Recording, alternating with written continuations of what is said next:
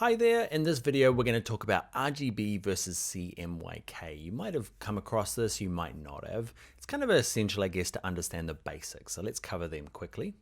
So when you're setting up a new document, you're given the option to pick RGB or CMYK. Okay, so if I go to print and pick one of the defaults, it's going to, you might not have this viewable, you might have to click advanced options, but by default it's going to go to CMYK. If I go to something like web or film or pretty much any of the other ones and I pick one of these, it's going to default to RGB. So RGB is a color, it says red, green, and blue, and basically those are the colors used for screens to display color. So my laptop in front of me right now uses a mixture of red, green, and blue to generate the colors that we see. But we know that if we use our printer, the one on our desk, we have a look, it's going to use cyan, magenta, yellow, and black, and that's CMYK, that uses those colors to mix together. The big difference is RGB has like an secret ingredient. It has light, luminance, okay? It has light coming out of the screen that allows it to kind of generate more colors than CMYK can. You probably have tried it before. You've printed an image, it looked great on screen, but it prints a bit washed out, okay? Because your screen has light coming out of it, whereas the paper from your printer has no light. So it's a different kind of color mode. RGB is a bigger gamut of color, CMYK is a smaller one. Now, why would you use both? Basically, RGB as a rule is probably your best one to use for everything at the moment, especially if you're going to use something that's going out via email or via a website. Even if it's going to print, it's probably going to be dual use. So many things are these days. You're probably going to want to use it for both your website to be downloaded and to be going to commercial print. If it's something you're creating, like a postcard that's going to commercial print only, you might want to consider using CMYK.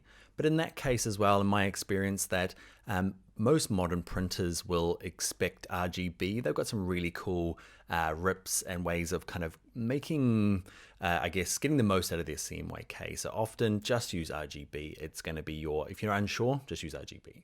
If you're a little bit more professional, you probably know this already then, and you can use CMYK. Now, let's have a little look at the differences between the two. Now, let's go to File, Open. And in here, there's one called colors.ai. Open it up. So this is an RGB document. How do I know? The easiest way is up in the tab here. You can see it's RGB. Okay.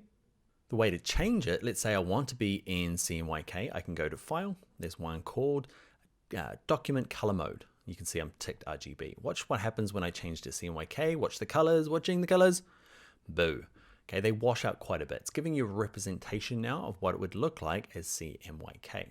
Now, if you're only going to commercial print and they've asked for CMYK, there's no point being in RGB, okay? But if you're like me, I often dual use things. I'll use them for all sorts of things. I'll start in RGB and often just send it to the printer in RGB. And depending on your printer, okay, they've got really good ways of converting it to CMYK to try and restore some of those colors. All right, so I hope that's giving you a little bit of understanding of CMYK and RGB.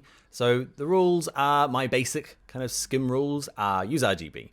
Okay, and send it around, it works fine, works on digital and works good for printing to local kind of printers. Even like my office printer accepts an RGB better and processes it nicer than if I send it a proper CMYK official version. So, but you need to know the difference between the two. Some printers will demand CMYK and that's fine, that's the way they work. Okay, so just make sure you're working in CMYK. You might have to have two versions of the document, one in RGB for digital and another one in CMYK. All right, let's get into some more exciting stuff about color. Let's get into the next video.